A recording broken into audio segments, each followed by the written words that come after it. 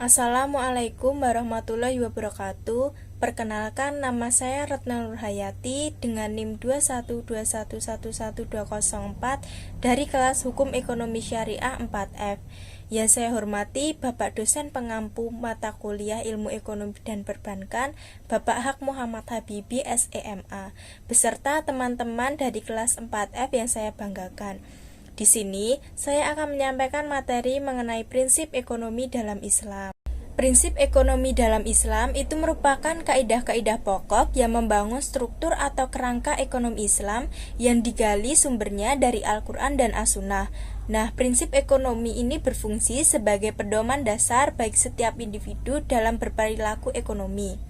Prinsip ekonomi ini sendiri terbagi menjadi 4. Yang pertama itu prinsip tauhid dan persaudaraan. Yang kedua, prinsip bekerja dan produktivitas. Prinsip yang ketiga, prinsip kepemilikan. Dan yang keempat itu prinsip distribusi berkeadilan. Prinsip yang pertama, prinsip tauhid dan persaudaraan. Tauhid sendiri adalah konsep yang menggambarkan hubungan antara manusia dengan Tuhannya. Di segala aktivitas ekonomi yang dilakukan oleh seorang muslim akan sangat terjaga karena ia merasa bahwa Allah itu akan selalu melihat apa yang dilakukannya. Berpijak dari hal tersebut bahwa segala aktivitas ekonomi yang kita lakukan itu bersumber dari syariat Allah dan bertujuan akhir kembali kepadanya. Salah satu firman Allah yang mengisahkan ketauhidan yakni dalam surat Al-Ikhlas ayat 1, yang artinya, katakanlah Nabi Muhammad, dialah Allah yang Maha Esa. Nah, prinsip persaudaraan atau kekeluargaan ini juga menjadi pilar pijakan yang menjadikan sistem yang akan dapat menciptakan kesejahteraan semuanya. Syariah telah mengajarkan manusia harus berbuat baik, tolong-menolong sesamanya, juga kasih sayang terutama kepada anak yatim, fakir miskin, dan kaum yang lemah. Konsep persaudaraan atau ukhuwah Islamiyah ini memberikan makna persaudaraan dan kerjasama yang tulus antara sesama muslim dalam aktivitas ekonomi. Dengan menjunjung tinggi persaudaraan akan melahirkan sikap adil terhadap sesama manusia. Keadilan itu merupakan nilai-nilai kemanusiaan yang asasi dan menjadi pilar dalam berbagai aspek kehidupan, baik individu, keluarga, maupun masyarakat. Yang kedua, prinsip bekerja dan produktivitas. Dalam ekonomi Islam, individu dituntut untuk bekerja semaksimal mungkin dengan tingkat produktivitas kerja yang tinggi dengan tujuan untuk memberikan yang terbaik bagi kemaslahatan umat. Nah, hasil pekerjaan ini harus dikompensasikan secara layak yang sesuai dengan standar kehidupan yang layak. Beberapa pernyataan dalam Al-Quran bahwa bekerja yaitu kewajiban seorang muslim untuk mewujudkan kehidupan yang lebih baik dan sejahtera baik di dunia dan tujuan akhirnya untuk kehidupan di akhirat.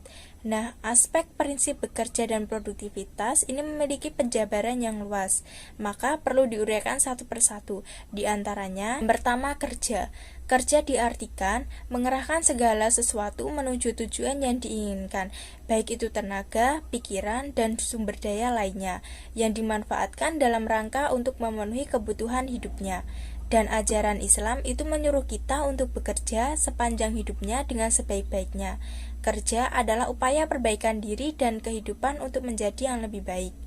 Nah, prinsip dari produktivitas bahwa Islam itu sangat menghendaki agar umatnya untuk mengerahkan segenap kemampuannya dalam mengelola sumber daya yang ada dengan cara atau ketentuan yang diridhoi oleh Allah Subhanahu wa taala. Yang kedua ada kompensasi. Prinsip kompensasi atau makna lainnya adalah upah, ialah pendapatan yang didapatkan dari implementasi suatu pekerjaan. Setiap pekerja berhak mendapatkan kompensasi atau upah. Tingkat kompensasi ini harus mendapatkan porsi yang strategis karena ketika terjadi ketidakadilan pemberian ini maka akan munculnya kezaliman baik bagi pemegang penguasa atau pengusaha pada pegawainya.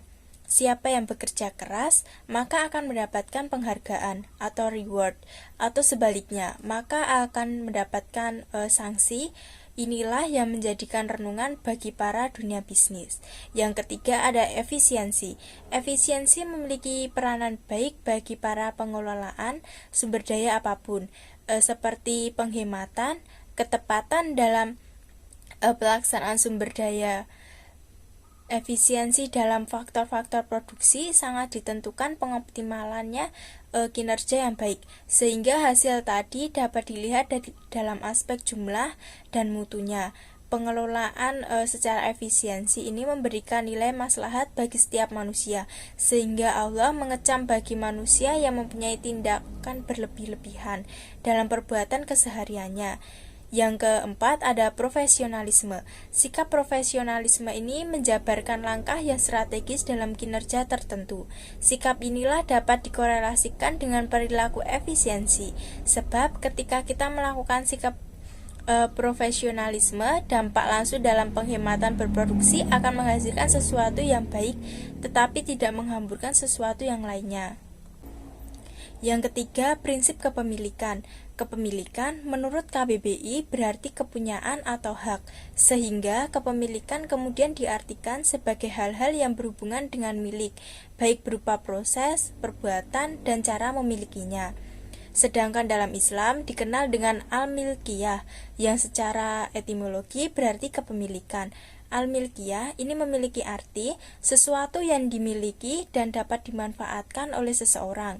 Definisi lain al-milkiyah adalah pemikiran atas sesuatu dan kewenangan seseorang bertindak bebas terhadapnya. Nah, prinsip dasar kepemilikan menurut ekonomi Islam ini ada 3.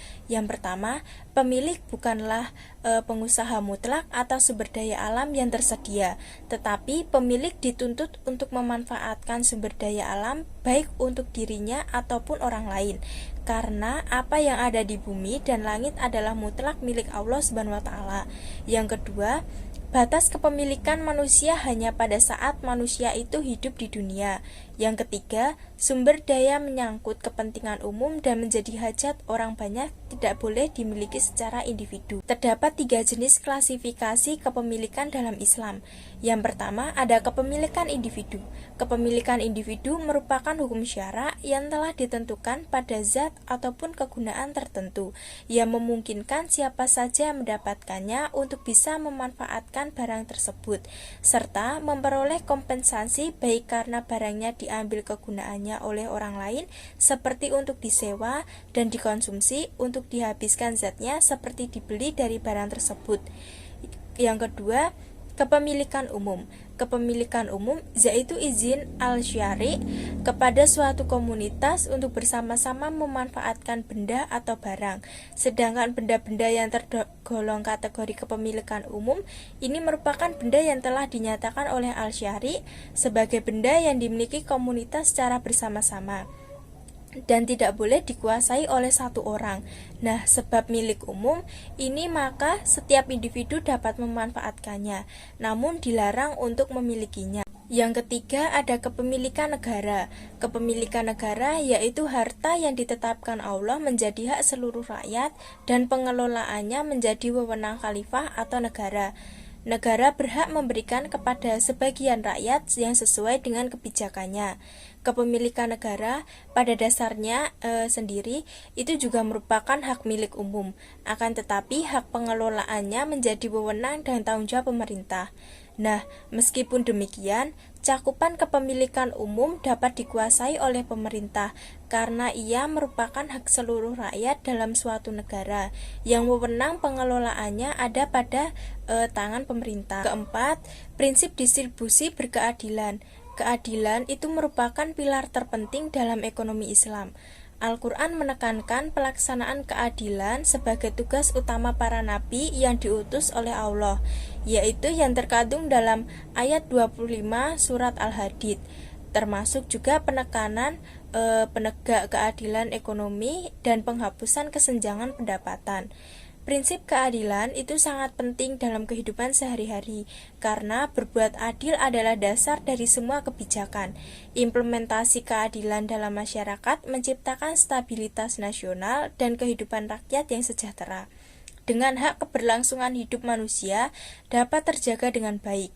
Nah, asas keadilan adalah suatu perilaku di mana menempatkan segala sesuatu itu pada tempatnya.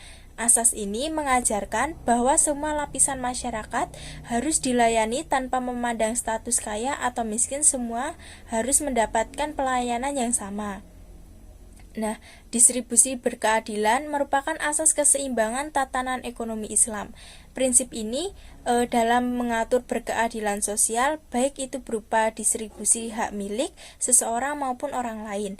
Maka kekayaan seseorang itu berarti ada hak orang lain atau harta kita, sehingga jalan dalam mensejahterakan orang lain dengan cara berzakat, sedekah, fisabilillah, dan lainnya. Yang pertama, ada pemerataan kesempatan. Makhluk yang diciptakan oleh Allah memiliki peluang yang sama dalam memiliki, mengelola, dan menikmati dari sumber daya yang diambilnya yang sesuai kemampuan untuk kebutuhan hidupnya. Yang kedua, ada persaingan. Persaingan dalam perdagangan hal yang wajar, namun Islam memperingatkan untuk menghindari adanya monopoli. Hal inilah yang dilarang oleh Allah atas penguasaan sesuatu tersebut. Padahal penguasaan atas tanah, hutan, tambang, sumber daya perairan, dan kekayaan lainnya itu diawasi dan diorganisir oleh negara dan pemerintah untuk kemaslahatan manusia. Persaingan atau saling menolong dalam syariat hanya dibolehkan yang baik dan tidak boleh melakukan yang bertentangan dengan etika Islam. Prinsip keadilan diterapkan dalam semua bidang kehidupan sosial agar tidak terjadi hal yang merugikan antara hubungan manusia, seperti penghinaan, kekerasan, dan pengucilan. Keadilan dalam ekonomi dapat berupa, yang pertama, adil dalam penimbangan yang wajar, artinya tidak ada kecurangan dalam penimbangan. Yang kedua, adil dalam harga yang wajar, artinya kisaran harga itu tidak terlalu murah dan tidak terlalu mahal, atau sama seperti pedagang yang lainnya. Yang ketiga, kualitas produk memenuhi spesifikasi yang sebenarnya.